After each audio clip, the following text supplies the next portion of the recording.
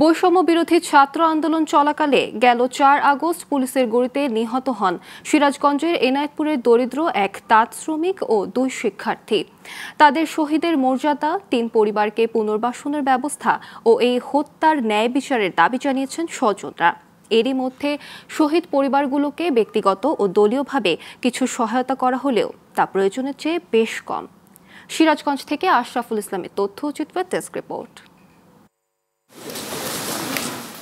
সিরাজগঞ্জের এনায়েতপুরের খুকনি ঝাওপাড়া গ্রামের দরিদ্র তাঁত শ্রমিক ইয়াহিয়া গেল ৪ আগস্ট দেশ জুড়ে চলা ছাত্র জনতার আন্দোলনে গিয়ে প্রাণ হারান পুলিশের গুলিতে। পরিবারের একমাত্র কর্মক্ষম ব্যক্তিকে হারিয়ে ২ সন্তান নিয়ে দিশেহারা স্ত্রী শাহানা খাতুন। একই অবস্থা এই এলাকার আরও ২ শহীদ শিক্ষার্থী শিহাব হোসেন ও সিয়ামের পরিবারেও। তাদের দাবি পুনর্বাসনের পাশাপাশি শহীদের স্বীকৃতি ও ন্যায় বিচারের। আমার আবেদন, আমার দেবর এবং ননদদের জানি সরকারি চাকরি হয়, আমাকে জানি কিছু সরকারি থেকে একটা যে কোনো একটা কাজ দেয়, আমি জানি সংসারটা ভালোভাবে চালাতে পারি, সে 2টি সন্তান না জানি ভালোভাবে চলতে পারি। আমার এই 2 ছেলে কিভাবে মানুষ করবো, এটা সরকার কাছে দেবে। রাষ্ট্র মর্যাদা হিসেবে সরকারের যে কর্তব্য সেটা যেন আমাকে করে।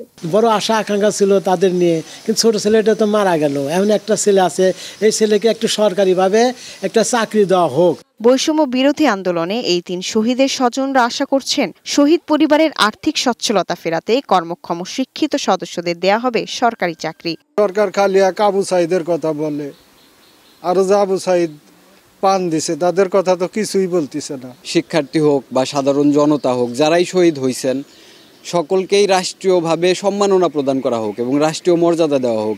ফ্যাসিস্ট সরকারের পতন আন্দোলনে নিহত ও আহতদের তালিকা সংগ্রহ করে পাঠ্যপুস্তকে লিপিবদ্ধ করার আহ্বান 2 ছাত্রনেতার।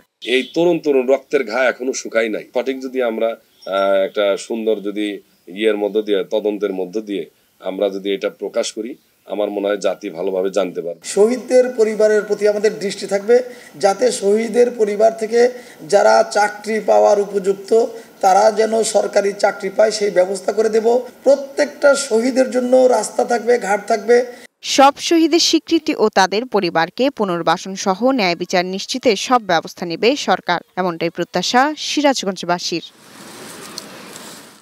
Global Television news desk.